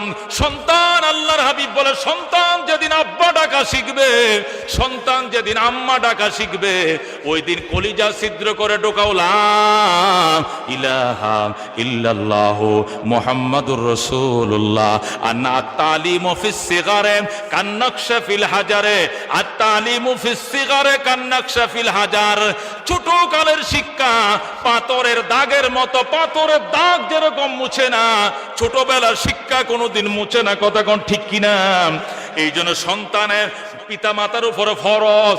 সন্তান যেদিন আব্বা ডাকা শিখবে, আম্মা ডাকা শিখবে, ওই দিন সন্তানের কলিজা ছিদ্র করে লা ইলাহা ইল্লাল্লাহর আঁক দিয়া দেয়া কলজাটার মধ্যে এটা ফরজ। কিন্তু মুসলমান আমরা তো তা করি না। আমরা তাড়াতাড়ি ইংলিশ মিডিয়ামে ভর্তি কর, আগে ইংরেজিতে অনর্গল বানা। আল্লাহু আকবার, আল্লাহু আকবার বলার টাইমে লা ইলাহা ইল্লাল্লাহ বলার টাইমে লা ইলাহা ইল্লাল্লাহ শিখাই না, আল্লাহু আকবার শিখাই না। কি শিখাই? বলো C A T cat, C A T cat, R A T rat, R A T rat, D O G dog, D O G dog, D O G dog. কুত্তা শিখ, বানর শিখ, হিয়াল শিখ, হনুমান শিখ, কাঁচামরি শিখ, পাউরুটি শিখ। আল্লাহর নাম শিখিস না। এরাই তো বড় হয়ে নাস্তিক হয়, এরাই তো বড় হয়ে আলেমদের মাথায় বাড়ি দে। কথা কোন ঠিক কিনা? কারণ তুমি মুসলমান হিসাবে তোমার উপরে ফরজ ছিল তোমার সন্তানের কলিজা ছিদ্র করে কালিমা ঢোকানো। আল্লাহর হাবিব বলেন তুমি প্রথম দিন যদি কালিমা শিখাও, আর এই কালিমাটা যদি মৃত্যুর বিছানার টাইমে মনে পড়া যায়, আল্লাহর নবী বলেন ইজা কানা আউয়ালু কালামিহি লা ইলাহা ইল্লাল্লাহ ওয়া আখিরু কালামিহি লা ইলাহা ইল্লাল্লাহ ফাদাখালাল জান্নাহ। নবী কয় সর্বপ্রথম যেদিন আব্বা আম্মা ডাকা শিখছে, ওই দিন যদি তুমি কালিমা লা ইলাহা ইল্লাল্লাহ শিখাও, মওতের বিছানায় ওই লা ইলাহা ইল্লাল্লাহর কথাই কিন্তু মনে হয়ে যাবে। শুরু লা ইলাহা ইল্লাল্লাহ, মওতের বিছানায় লা ইলাহা ইল্লাল্লাহ। এই দুই লা ইলাহা ইল্লাল্লাহর মাঝখানে যদি তুমি 90 বছর বেঁচে থাকো, মাঝখানের জিন্দেগির গুনাহ মাফ করে আল্লাহ তোমাকে জান্নাতে প্রবেশ করাবে। এই জন্য মুসলমান আল্লাহকে উদখুলু ফিস সিলমি কাফা। ছোট কালে সন্তান যেদিন আব্বা আম্মা ডাকা শিখে, ওই দিন C A T cat, R A T rat, D O G dog এটি পরে শিখাইও। ইংলিশ মিডিয়ামে আগে পরে শিখাইও, আগে কলিজা ছিদ্র করে কালিমা ঢোকাও। কথা কোন ঠিক কিনা? মুসলমানি নাম রাখো, কালিমা শিখাও, এরপরে ডক্টর বানাও, ডাক্তার বানাও, ব্যারিস্টার বানাও। এরা কোনোদিন নাস্তিক হবে না, আলেম ওলামা বিদ্বেষী হবে না। কথা কোন ঠিক কিনা? ডক্টর ইকবাল যখন অক্সফোর্ডে গেছে লেখাপড়া করার জন্য, অক্সফোর্ডে ওই লন্ডন বেঈমান লাল কুত্তাদের ভার্সিটিতে পড়তে গেছে, একটা টিচারও মুসলমান ছিল না, সব ছিল ইহুদি নাসারা। এই যে অক্সফোর্ড বিশ্ববিদ্যালয়তে লেখাপড়া করে আইসা যখন দেখছে পুরা ভারতবর্ষ ব্রিটিশে গিল্লে ফালাইছে, ইস্ট ইন্ডিয়ান কোম্পানির নাম দিয়া, ব্যবসার নাম দিয়ে যখন ইন্ডিয়া সবটা লয়ে গেছে, আল্লাহু আকবার, তখন বাংলাদেশ ইন্ডিয়ার ভিতরে ছিল, পাকিস্তানে ছিল, বার্মা সদ্যা সব ছিল। ডক্টর ইকবাল অক্সফোর্ড থেকে আইসা যখন দেখেন যে ব্রিটিশ ভার্সিটিতে লেখাপড়া করে আসছি, ওই ব্রিটিশ বেনিয়ারা আমার দেশ দখল করে নিছেন, ডক্টর ইকবাল ব্রিটিশদের বিরুদ্ধে হুঙ্কার ছাড়া শুরু করে দিছে। আল্লাহু আকবার। ডক্টর ইকবাল তাদের ভার্সিটিতে পয়সা আইসা তাদের বিরুদ্ধে কবিতা বলা শুরু করে দিছে। বাতিল সে দবনে ওয়ালে আয় आसमा नहीं हम 100 बार चुका 100 बार कर चुका हो तुम इम्तिहा हमारा, चीन अरब हमारा, हिंदुस्तान हमारा, मुस्लिम है हम वतन है सारे जहां हमारा। अल्लाहु अकबर। ডক্টর ইকবাল আইসা কহে, লাল কুত্তার দল, চীন আমাদের, ভারত আমাদের, আরব আমাদের, হিন্দুস্তান আমাদের, যত জায়গায় মুসলমান আছে সব আমাদের। আল্লাহর জমিনে বেঈমানদের থাকার কোনো অধিকার নাই। আল্লাহু আকবার। ডক্টর ইকবালকে আল্লাহু আকবার যেই মাত্র এইভাবে হুঙ্কার দেওয়া শুরু করলো, ডক্টর ইকবালকে অ্যারেস্ট করে জেলখানায় নিল ব্রিটিশ বাহিনী। জেলখানায় নিয়ে কোর্টের মধ্যে হাজির করছে। ডাক দেখো, ডক্টর তুমি কত বড় নিমক হারাম, আমাদের এই ব্রিটিশ ভার্সিটি অক্সফোর্ডে লেখাপড়া কইরা আবার ব্রিটিশদের বিরুদ্ধে তুমি বক্তব্য দাও, তুমি কত বড় নিমক হারাম। ডক্টর ইকবাল কয়, লাল কুত্তাদের কাছে পড়ছি কিন্তু লাল কুত্তার দালাল হই নাই। কারণ আমার মা বিশ্ববিদ্যালয়ে পাঠানোর আগে আমার মক্তবে পাঠাইছিল, আমার মা আমার কলিজা ছিদ্র করে ঢুকাইছিল, লা ইলাহা ইল্লাল্লাহ মুহাম্মাদুর রাসূলুল্লাহ সাল্লাল্লাহু আলাইহি ওয়াসাল্লাম, আমার অন্তর ছিদ্র করে মায় কালিমা ঢুকিয়ে দিয়েছিল। এই জন্য বেঈমান ভার্সিটির মধ্যে পড়ছি, বেঈমান টিচারদের কাছে পড়ছি, নিজে বেঈমান হই নাই, বেঈমানদের দালালও হই নাই। কথা কোন ঠিক কিনা? ডক্টর ইকবালকে কয়, ডক্টর ইকবাল তুমি ক্ষমা চাও, আর কোনোদিন ব্রিটিশের বিরুদ্ধে তুমি কবিতা পড়বা না। ডক্টর ইকবাল সেখানে দাঁড়ায় যখন বক্তব্য দেওয়া শুরু করলো, আল্লাহু আকবার, মাননীয় আদালত কয়, অর্ডার অর্ডার অর্ডার। এই ছেলেটাকে সশরীরে স্বস্তির সাথে তার মায়ের কাছে পৌঁছায়া দিয়ে আসো। এই ছেলেকে জেলখানার ভিতরে ঢুকাইলে এর মতো প্রত্যেকটা জেলি বুলেট হয়ে যাবে, বেঈমানরা 1 মিনিটও ভারতবর্ষে টিকতে পারবে না। আল্লাহু আকবার। সাথে সাথে বেকসুর খালাস দিয়া ডক্টর ইকবালকে পাঠায় দিয়েছে তার মায়ের কাছে। জেলে রাখার সাহস পর্যন্ত পায় নাই। ও বন্ধু, কেন ডক্টর ইকবাল নাস্তিক হয় নাই, নাস্তিকদের দালাল হয় নাই? কারণ ছোটবেলায় তার মা কলিজা ছিদ্র করে কালিমা ঢুকাইছিল। কথা কোন ঠিক কিনা? এই জন্য আল্লাহ উদখুলু ফিস সিলমি কাফা, হে মুসলমান তুমি মনে করছো শুধু নামাজটা টাইম মতো পড়লে মুসলমানি, রমজান মাসে রোজা তারাবি পড়লে মুসলমানি, পয়সা থাকলে কুরবানি দিছি, হজ উমরা করছি মুসলমানি, আর কোন মুসলমানি নয়। তুমি মনে করছো? খবরদার। রাষ্ট্র চালানো এটাও ইসলামের মাধ্যমে হইতে হবে, নির্বাচনও এটা ইসলামকে প্রাধান্য দিতে হবে, বিচার আচারও ইসলামকে প্রাধান্য দিয়ে করতে হবে, ব্যাংক ইসলামিক নিয়মে চালাইতে হবে, বিচার আদালত ইসলামিক নিয়মে চলতে হবে। তাহলে দুনিয়ার জমিনটা জান্নাতের বাগান হয়ে যাবে। কথা কোন ঠিক কিনা? কিন্তু নামাজের বেলা তুমি ইসলাম, মসজিদ থেকে ব্যবসা শুরু করছো, সব মিশা কথা। মাফে দেও কম, ওজনে দেও কম, টাকা দেও, জাল নোট দাও, এটা ইসলাম নয়, এটা বাটপারি। কথা কোন ঠিক কিনা? এই জন্য আল্লাহ উদখুলু ফিস সিলমি কাফা, ইসলামের ভিতরে কমপ্লিট ঢুকো, কমপ্লিট ঢুকো। ও মুসলমান, নৌকা দেখছো, দানের শীষ দেখছো, লাঙ্গলও দেখছো, আসিও দেখছো, কাশিও দেখছো, আস্তিক নাস্তিক দেখছো, একটিবার একবার কোরআনটাকে পরীক্ষা করে দেখলা না, আল্লাহর কোরআনকে একবার সংসদে ফাটায় দেখতা, দুনিয়ার জমিনটা জান্নাতের বাগান হয়ে যাইতো। কথা কোন ঠিক কিনা? কিন্তু নিজের ধর্মের উপরে নিজেরই তো আস্থা নাই, আস্থা এবং বিশ্বাস পশ্চিমা বেঈমানদের উপরে। কথা কোন ঠিক কিনা? আল্লাহর কোরআনের আইনের উপরে মুসলমানদেরই বিশ্বাস নাই, বিশ্বাস সব বেঈমানদের বানানো আইনের উপরে। কথা কোন ঠিক কিনা? এই জন্য মুসলমান হযরত ওমর ফারুক রাদিয়াল্লাহু তাআলা আনহু এই কোরআনের শাসন কায়েম করেছিলেন। মুসলমান, এই মুসলমান বাংলাদেশ হলে 1,55,000 বর্গ মাইল, আর ওমরের শাসন এরিয়া ছিল 2,55,00,000 বর্গ মাইল। সুবহানাল্লাহ। 1,55,000 বর্গ মাইলের বাংলাদেশে শান্তি নাই, এই অশান্তি ওই অশান্তি, এই জেল ওই জুলুম, এইটা ওইটা, দাঙ্গা হাঙ্গামা লেগেই থাকে। অথচ ওমরের শাসন এরিয়া ছিল 2,55,00,000 বর্গ মাইল। জোরে কোন সুবহানাল্লাহ। এই বর্গ মাইল এরিয়ার ভিতরে মানুষ মানুষের উপর অত্যাচার করবে দূরের কথা, মানুষ মানুষের উপর জুলুম করবে দূরের কথা। একটা সিংহ পর্যন্ত একটা হরিণের দিকে তাকানোর সাহস পায় না। আল্লাহু আকবার। উমরের শাসনের মধ্যে উমর মদিনায় শুয়ে রইছে, খেজুর গাছের নিচে হুগলা পাটির মধ্যে শুয়ে রইছে, একটা কাঁচা ইটা বালিশ বানায় উমর শুয়ে রইছে, কয়েকটা শুকনা তন্দুল রুটি, কয়েকটা শুকনা খুরমা মাথার নিচে, একটা তরবারি আছে, শুয়ে রইছে অর্ধ জাহানের বাদশা মদিনায়। সুবহানাল্লাহ। মদিনার থেকে 1,500 কিলোমিটার পশ্চিমে ওই আফ্রিকার জঙ্গলের প্রাণীরা পানি পান করার জন্য নদীর ঘাটে গেছে। নদীর ঘাটে সিংহ গেছে, হরিণও গেছে। আল্লাহু আকবার। এক ঘাটের মাঝে পানি পান করে, সিংহর সাথে হরিণের গর্দান লাগায় পানি পান করে। পান করে সিংহের রাস্তায় সিংহ যায়, হরিণের রাস্তায় হরিণ যায়। হরিণ কয়, কি গো সিংহ মামা, এত বড় পরহেজগার কেমনে হইছেন? আগে তো আপনাদের অত্যাচারে জঙ্গলে থাকতে পারি নাই, শুধু দৌড়ের উপরে রাখতেন, কিন্তু এখন তো বাগিনারা একটু জিজ্ঞাসাও করেন না বাগিনারা কেমনে দিন কাটায়। সিংহ ডাক দেয়া কো, বাগিনা কথা কম ক, উমরের শাসন চলছে, তোর দিকে তাকানোর সাহস আমার না। আল্লাহু আকবার। সিংহ ডাক দেয়া কো, বাগিনা তোমার পথে তুমি যাও, আমার পথে আমি গেলাম। বাগিনা তোমার পথে তুমি যাও, উমরের শাসন চলছে, তোমার দিকে যদি কোনা চোখে তাকাই, উমর আমাকে হ্যান্ডকাপ লাগায় মদিনায় নিবে, বেত্রাঘাত করবে, বিচার থেকে রক্ষা পাবো না আমি সিংহ। আল্লাহু আকবার। একটা সিংহ একটা হরিণ এক ঘাটে পানি পান করে, সিংহ হরিণের দিকে তাকানোর সাহস পায় না। আল্লাহু আকবার।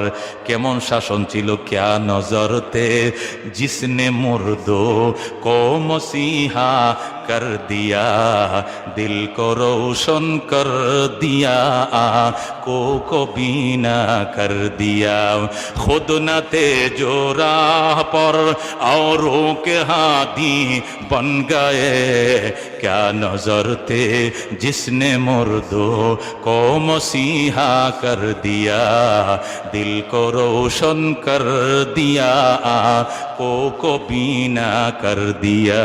अल्लाहु अकबर बोले। এই জন্য আল্লাহকে উদখুলু ফিস সিলমি কাফা। আমেরিকার শাসনে শান্তি আসবে না, ব্রিটেনের শাসনে শান্তি আসবে না, চীনের শাসনে শান্তি আসবে না, ইন্ডিয়ার শাসনে শান্তি আসবে না। শান্তি আসবে মদিনার শাসনে, কোরআনের শাসনে। কথা কোন ঠিক কিনা? এ মুসলমান, আমাদের দেশে শিকল দিয়ে আইন মানানো যায় না, রশি দিয়ে বাইদে আইন মানানো যায় না। আর পরশুদিন আসছি মদিনার থেকে, পরশুদিন 2 দিন আগে আসছে। আল্লাহু আকবার। একটা সুতা টানায় রাখছে, এই সুতাটার গায়ে শরীরটা লাগানোর ক্ষমতা কোনো প্রেসিডেন্টেরও নাই। যত বড় ক্ষমতাধর হোক না কেন, ওই সুতাটার সামনে দাঁড়ায় থাকতে হবে। যখন পুলিশ সুতাটা খুলবে, যাইতে দিবে, এরপরে যাওয়া লাগবে। এই সুতাটার মধ্যে ধরার ক্ষমতা ওই দেশের কোনো শিল্পপতিরও নাই। এরে বলা হয় আইন। কথা কোন ঠিক কিনা? কোরআনের কয়েকটা গোনা বাসা কয়েকটা আইন চলে সৌদি আরবে, একদম ঠান্ডা, কোনো সাউন্ড নাই। কিসের বরকতে? কোরআনের বরকতে। এই জন্য আল্লাহকে উদখুলু ফিস সিলমি কাফা। হযরত ওমর ফারুক রাদিয়াল্লাহু তাআলা আনহু যখন অর্ধ জাহানের বাদশা ছিলেন, মদিনায় সিজদায় পড়ে কাঁদতেন আর বলতেন, মাবুদ গো, 2,55,00,000 বর্গ মাইল পৃথিবী শাসন তুমি আমার দিয়ে করাইতেছো, আমার শাসন এরিয়ার মধ্যে মানুষ দূরের কথা, একটা কুকুর যদি অনাহারে অর্ধাহারে দিন কাটায়, এর জন্য ময়দানে হাসরে কাঠগড়ায় দাঁড়িয়ে আমি উমরকে জবাব দিতে হবে। আল্লাহু আকবার। এত ভয় ছিল শাসকদের, এই ভয় কি এখন আমাদের ভিতরে আসেনি? আল্লাহু আকবার। বিদগ্ধ আলেমে দিন, বুজুর্গানে দিন, কত বড় বড় আলেম যারা তাহাজ্জুদ মিস করে না, যাহার তাহাজ্জুদ মিস নাই, এই সমস্ত উলামায়ে কেরাম পর্যন্ত কি দোষ কি গুণ আমি জানি না। আল্লাহু আকবার। নিষ্ঠুর কারাগারের মধ্যে দিন কাটাইতেছে, কত কষ্ট, কত কষ্ট, কত চোখের পানি দিয়ে বন্যা হইতেছে রে আল্লাহ। আল্লাহ তুমি রহম করো, এদের মুক্তির ব্যবস্থা করো, জোরে কোন আমিন।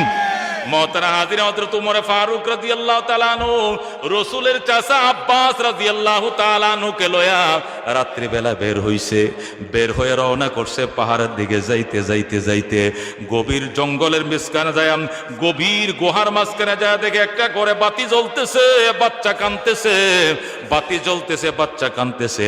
আল্লাহ হযরত ওমর রাদিয়াল্লাহু তাআলা আনহু আমিরুল মুমিনিন বলতেছে, আব্বা চাচা যান, আপনি এখানে দাঁড়ান, হারিকেনটা নিয়ে আপনি দাঁড়ান, নিশ্চয় এই ঘরের মধ্যে খাদ্যের অভাব আছে, নয়তো বাচ্চারা কেন কান্দে? আমি হাসরের ময়দানে আল্লাহর দরবারে কি জবাব দেব? আমি শুনি কি সমস্যা এই ঘরে, আপনি এখানে দাঁড়ান। আব্বাস রাদিয়াল্লাহু তাআলা আনহু, ও মুসলমান, ওই হারিকেন লয়ে দাঁড়ায় রইছে। ওমর রাদিয়াল্লাহু তাআলা দরজার পাশে যায়, কয় মা দরজা খুলেন গো মা। মহিলা বৃদ্ধা নারী দরজা খুলছে। মা গো বাচ্চা কান্দে কেন? বাচ্চা কার? আমার নাতি।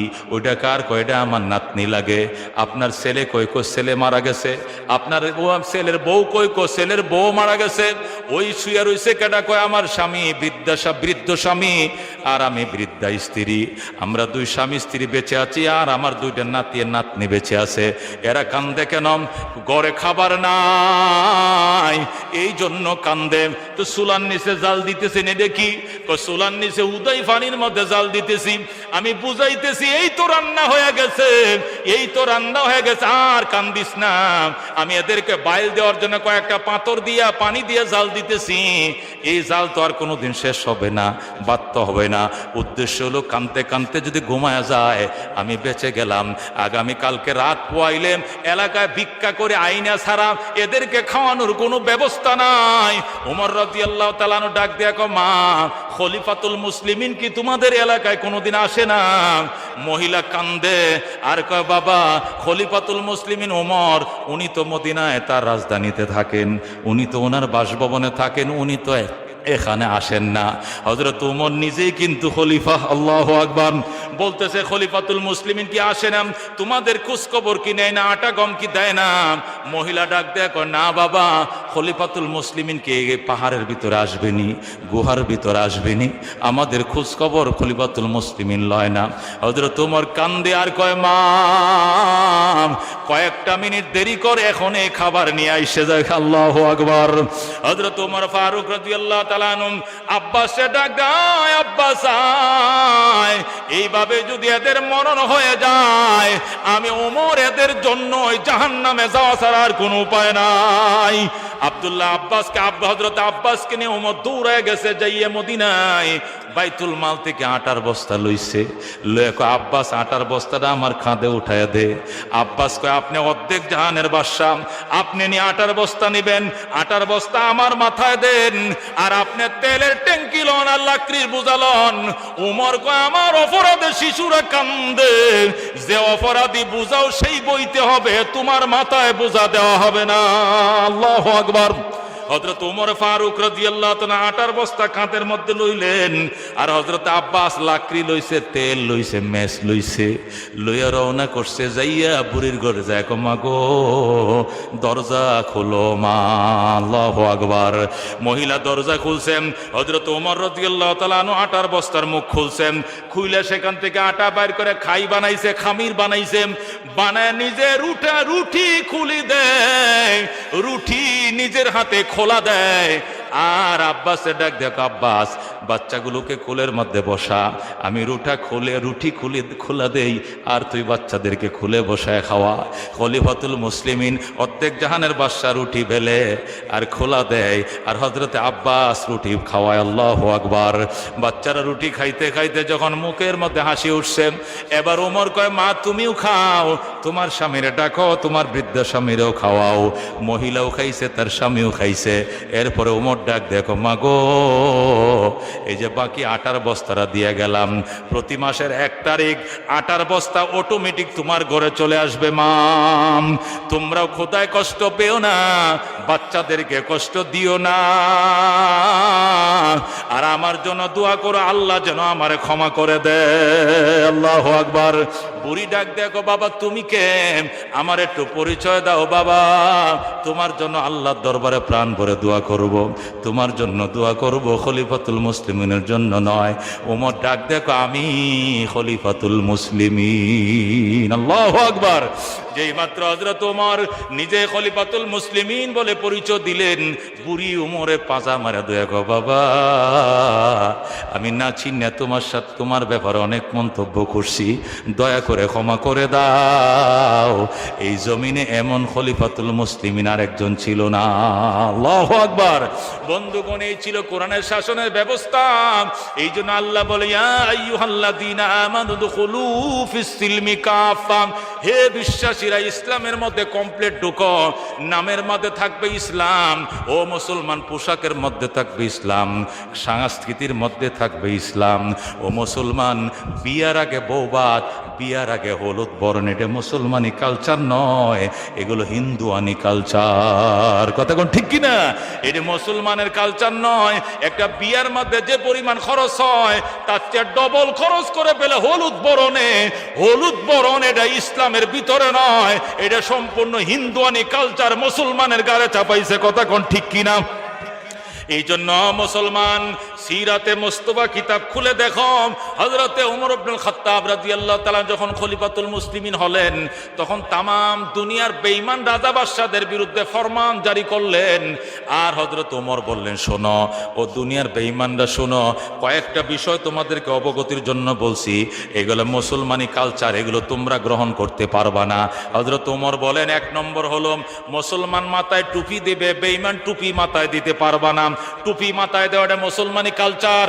সুতরাং কোন বেঈমানের মাথায় যদি টুপি দেখা যায়, ওমর ওই দেহটার থেকে কল্লাটা আলাদা করে ফেলবে। তুমি অন্য কিছু মাথায় দাও, টুপি মাথায় দিতে পারবা না। আল্লাহু আকবার। এটা ওমরের সিদ্ধান্ত ছিল। ওমর ফরমান জারি করেছিলেন, মুসলমানদের মসজিদের মিনারা উঁচু হবে, সুতরাং অন্য কোনো ধর্মের মানুষ তোমাদের গির্জা মন্দির অথবা তোমাদের উপাসনালয়ের কোনো কিছু উঁচু করতে পারবা না। এটা ওমরের সিদ্ধান্ত ছিল, মুসলমানদের মিনারা উঁচু হবে, সেখান থেকে আল্লাহু আকবার, আল্লাহু আকবারের ধ্বনি হবে।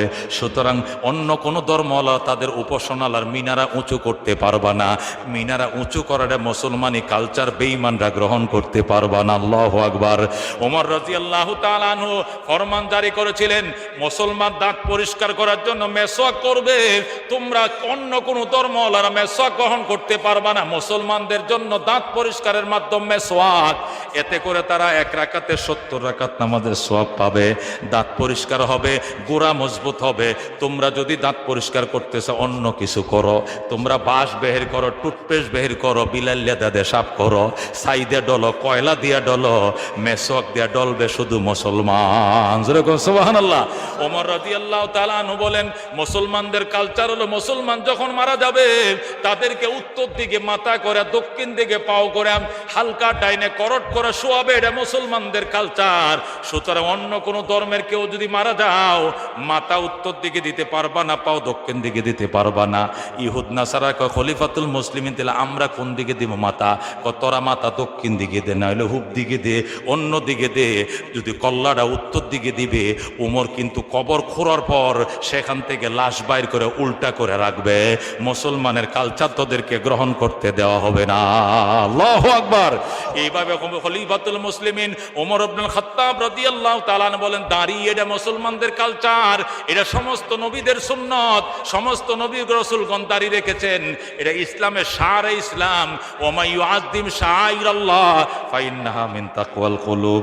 যারা আল্লাহর নিদর্শনকে ইজ্জত করে, এটা কলব অন্তরের ভিতরে তাকওয়া রয়েছে তার পরিচায়ক। সুতরাং অন্য কোনো ধর্মওয়ালা দাঁড়ি রাখতে পারবা না। মুসলমান দাঁড়ি, এটা মুসলমানের নিজস্ব সংস্কৃতি, এটা অন্য কোনো ধর্মওয়ালা গ্রহণ করলে উমরের আঘাত থেকে বাঁচতে পারবা না। এইভাবে 70 থেকে 71টা ফরমান জারি করলেন তামাম দুনিয়ার পরাশক্তিদের কাছে। পরাশক্তিরা সাথে সাথে ধ্রিম ধ্রিম করে কামলা লাগাইছে আর তাদের গির্জার মিনারাগুলো ভাঙতে শুরু করছে। খবরদার, জলদি কর, উমর কয় যদি আমার বাহিনী আসে তাহলে কিন্তু কামলা করো, শ্রদ্ধা দিতে হবে। এই জন্য নিজেদের কামলা দিয়ে নিজেদের মিনারা, গির্জার মন্দিরের আল্লাহু আকবার মিনারা ভেঙ্গে ফেল, মুসলমানদের মসজিদের মিনারা উঁচু থাকবে। আল্লাহু আকবার। কি ছিল প্রভাব! মুসলমানদের সাথে ফন্নাম করে নমস্কার করে বেঈমানরা পৃথিবীতে বাস করা লাগছিল। আর মুসলমান নিজস্ব সংস্কৃতি ছেড়ে দেওয়ার কারণে এখন বেঈমানদের পায়ের তলের জুতায় পরিণত হয়েছে। কথা কোন ঠিক কিনা? এই জন্য আল্লাহ ডাক দিয়া কয়, ঈমানদার, ইয়া আইয়ুহাল্লাযীনা আমানু দুখুলু ফিস সিলমি কাফা, হে ঈমানদাররা, হে বিশ্বাসীরা, ইসলামের ভিতর কমপ্লিট ঢুকে পড়ো, কমপ্লিট মুসলমান হয়ে যাও। সুদ খায়ও না মুসলমান, সুদ খাওয়াটা ইসলাম নয়। কথা কোন ঠিক কিনা? আল্লাহর হাবিব বলেন, যারা সুদ খায় তারা যেন আল্লাহর ঘরে যাইয়া, কাবা ঘরে যাইয়া, হেরেম শরীফের ভিতরে ঢুইকা নিজের মায়ের সাথে 36 বার জেনা করলো। জোরে কোন নাউজুবিল্লাহ। নিজের মায়ের সাথে 36 বার জেনা করলে যে গুনাহ, সুদের একটা টাকা খাওয়া তাই এমন গুনাহ। জোরে কোন নাউজুবিল্লাহ। এই জন্য মুসলমান কোনোদিন সুদ খাইতে পারে না। কথা কোন ঠিক কিনা? আল্লাহর হাবিব সাল্লাল্লাহু আলাইহি সাল্লাম বলেন, ফাইল্লাম তাফআলুম ফাযানু বিহারবিম মিনাল্লাহি ওয়া রাসূলিহি, আমার ঘোষণা শোনার পরেও যদি কেউ সুদ না ছাড়বি, মনে রাখবি আমি আল্লাহ এবং রাসূলের পক্ষ থেকে তোর বিরুদ্ধে যুদ্ধ ঘোষণা করা হইল। জোরে কোন নাউজুবিল্লাহ। মুসলমান সুদখোরের দল, সুদ খাওয়া ছেড়ে দাও, ভিক্ষা করে খাইও, সাহায্য উঠায় খাইও, তারপরেও সুদের টাকা লাগাইও না। মনে রাখো, হালালে বেজাল নাই, হারামে আরাম নাই। কথা কোন ঠিক কিনা? সুদের টাকা লাগাইয়া লক্ষ লক্ষ টাকার মালিক বানাইছ, হঠাৎ একদিন বাম ছাতনির নিচ দিয়ে গাঁটতে যখন ধরবো, যাইবা ফুলবাড়ি হাসপাতালে, বলবো রেফার টু ময়মনসিং, ময়মনসিং ওয়ালা রেফার টু কোথায়? সরোয়ার্দি, সরোয়ার্দিওয়ালা বলবে রেফার টু মাদ্রাজ, মাদ্রাজওয়ালা বলবে রেফার টু এলিজাবেথ সিঙ্গাপুর, সিঙ্গাপুরওয়ালা বলবে আমি পারবো না, রেফার টু কবর, কবরওয়ালা বলবে রেফার টু হাসর, হাসরওয়ালা বলবে রেফার টু জাহান্নাম। কথা কোন ঠিক কিনা? একবারে জাহান্নামে পৌঁছে দেবে। হারাম, হারামে আরাম নাই, হালালে বেজাল নাই। কথা কোন ঠিক কিনা? হালাল খাইও কম খাইও, হালাল খাইও কম খাইও, হালাল ফিন্দো কম ফিন্দো, জীবনে প্যারাসিটামল খাওয়া লাগবে না। আর যদি হারাম খাও, একদিনে 7 লাখ টাকা লামায় দিবে আমার আল্লাহ। কথা কোন ঠিক কিনা? আমাদের দেশের বিশিষ্ট একজন শিল্পপতি, নাম বলবেও চিনবেন, নাম বলার দরকারটা কি? বিশিষ্ট শিল্পপতি, মানে 5 জন ধনীর মধ্যে একজন। এই গত করোনার টাইমে উনি অসুস্থ হয়ে গেলেন, করোনায় আক্রান্ত হলেন। সিঙ্গাপুর থেকে 14 জন ডাক্তার আনলেন বাংলাদেশে, এনে ওনার বাসাটাকে স্কয়ার হাসপাতালের থেকে ওরা দামি করে সাজাইলেন। স্কয়ার হাসপাতালে এমন ইঞ্জিল নাই, এমন মেশিনপত্র নাই যে মেশিনপত্র তার ব্যক্তিগত বাসার মধ্যে, প্রাসাদের মধ্যে, বাসা না প্রাসাদ, বাসভবনের মধ্যে সেটিং করলেন। এরপরে বললেন, আমার গ্রুপে যত অর্থ করি আছে সব তোমাদের নামে লিখে দেব, তবু বুকের যন্ত্রণা কমাও। ডাক্তাররা কয়, হুজুর আমরা তো ভাই, স্যার আমরা তো মুসলমান নই, তারপরে আমরা বিশ্বাস করি সুস্থ করার মালিক উপরওয়ালা। আল্লাহু আকবার। সুস্থ করার মালিক কে? সুস্থ করার মালিক কে? উপরওয়ালা। আমরা চেষ্টা করতে পারি, সুস্থ করতে পারবো না। 14 জন ডাক্তার, ডেলি 1 লক্ষ টাকা বেতন, এক একজনের ডেলি কত টাকা বিল? এক একজন ডেলি 14 লাখ টাকা বিল আসে। হেলিকপ্টার দিয়ে বিমানে, রিজার্ভ বিমানে করে এনেছে, রিজার্ভ বিমানে করে পৌঁছায় দিতে হবে। ডেলি 1 লক্ষ টাকা বেতন দিতে হবে। যে কয়দিন ট্রিটমেন্ট লাগে তারা চিকিৎসা চালিয়ে যাবে। ঔষধ খরচ, মেশিন খরচ তাপ মালিকের নিজের, শুধু উনাদের ফি নিবে ডেলি 1 লক্ষ টাকা। এই কন্টাকে তারা বাংলাদেশে আনার পরেও শেষ পর্যন্ত তিনি রেফার টু কবর হইলেন, কবরে চলে গেলেন।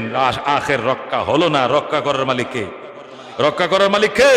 এই জন্য আল্লাহকে উদখুলু ফিস সিলমি কাফা, ইসলামের ভিতরে কমপ্লিট ঢুকো, পরিপূর্ণ মুসলমান হয়ে যাও। দুর্গায় পারবে না, দরগায় পারবে না, কে পারবে?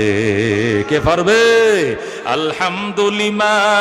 আলহামদুলিমান কদ্দারা খায়রাও ওয়া খাবালা ওয়া শুকরু লিমান সাওয়ারা হুসনাও ওয়া জামালা লা জিদ্দা ওয়ালা নিদ্দা ওয়ালা হাদ্দা লিমাওলা আল আনা কামা কানা ওয়া লাম ইয়ালকা জাওয়ালা লা ক্বাবলা ওয়ালা বাদা ওয়ালা ওয়াক্তা জামানা লা হাজিবা ওয়ালা মানিআ লিল্লাহি তাআলা লা তুশরিক বিল্লাহি ওয়ালা রাব্ব সিওয়াহু লা ওয়ালিদা ওয়ালা ওয়ালাদা ওয়ালা উম্মা লা খালা। জোরে কোন মারহাবা। এই জন্য কোরআনের শাসন মানতে রাজি আছেন ইনশাআল্লাহ? জয় বাংলা দেখেছি, সোনার বাংলা দেখেছি, সবুজ বাংলা দেখেছি, একটিবার কোরআনের বাংলা দেখো, খোদার কসম দুনিয়া জান্নাত হয়ে যাবে। কতক্ষণ ঠিক কিনা? রাজি আছেন কোরআনের বাংলার জন্য? কোরআন হাদিস যেখানে, কোরআন হাদিস নাই যেখানে, নারায়ে তাকবীর।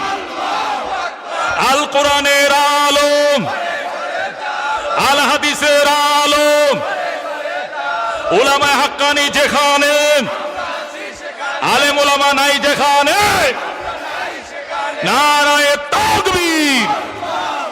আল্লাহ রাব্বুল আলামিন আমাদেরকে আমল করার তৌফিক দান করো। রাত বাজে একটা, এই মাসের এই 23 তারিখ লম্বা চোরা আলোচনা ইনশাআল্লাহ হুজুরের মাদ্রাসায় বাহারুল উলুমে করবো ইনশাআল্লাহ। অত রাত্রে না, আরো আগেই ইনশাআল্লাহ মাইক নেওয়ার জন্য নিয়ত আছে। সেখানে 2-2.5 ঘন্টা লম্বা সময় ইনশাআল্লাহ অন্য একটা নির্দিষ্ট বিষয়ের উপর করবো না। আজকে 208 নম্বর আয়াত থেকে যা কিছু আলোচনা করলাম, আল্লাহ রাব্বুল আমাদেরকে, আপনাদেরকে, আয়োজনকারীদেরকে, ফুলবাড়িয়াবাসীদেরকে, 5 নং ওয়ার্ডবাসীদেরকে, সমস্ত মুসলমানদেরকে আমল করার তৌফিক দান করো, আমিন। লক্ষ লক্ষ টাকা খরচ করে যারা মাহফিলের আয়োজন করেছেন, আল্লাহ তাদের মাহফিলকে কবুল করুক, জোরে কোন আমিন। এই 5 নং ওয়ার্ডের মাটির নিচে যত মোমেন মোমেনা শায়িত, আল্লাহ সকলের কবরকে জান্নাতের বাগান বানিয়ে দেখ, জোরে কোন আমিন। এই 5 নং ওয়ার্ডের ভিতরে বহু মা বোনরা আমাদের শায়িত, কতক্ষণ ঠিক কিনা? আমাদের বাপ দাদা ময় মুরব্বীরা কবরে শোয়া আছে কিনা? ওনাদেরকে আল্লাহ, ওনাদের কবরকে আল্লাহ জান্নাতের বাগান বানিয়ে দেখ, জোরে কোন আমিন। কর্তৃপক্ষ যারা মাথার গাম ফায়ে ফেলে এই বিশাল আয়োজন করেছেন, আল্লাহ তাদেরকে প্রতি বছর এই প্রোগ্রাম সাজানো তৌফিক দান করে, জোরে কোন আমিন। যারা টাকা দিয়া, অর্থ দিয়া, পয়সা করি দিয়া, আইন দিয়া, আদালত দিয়া, প্রশাসন সহ, মেয়র সাহেব সহ, কমিশনার সাহেব সহ এবং রাজনৈতিক দলের নেতৃবৃন্দ সহ যে যেদিক থেকে সাহায্য সহযোগিতা করেছে, আল্লাহ যেন সহযোগিতা তাদের নাজাতের জন্য উসিলা করে, জোরে কোন আমিন। আল্লাহ ইসলামের পূর্ণাঙ্গ অনুসরণ মেনে জন্ম থেকে মৃত্যু পর্যন্ত, ইস্তিনজাখানার থেকে বাইতুল্লাহর হজ পর্যন্ত, ব্যক্তি জীবন থেকে নিয়ে আন্তর্জাতিক জীবন পর্যন্ত ইসলামের অনুসরণ এবং অনুশাসন মেনে চলা তৌফিক দান করুক, জোরে কোন আমিন।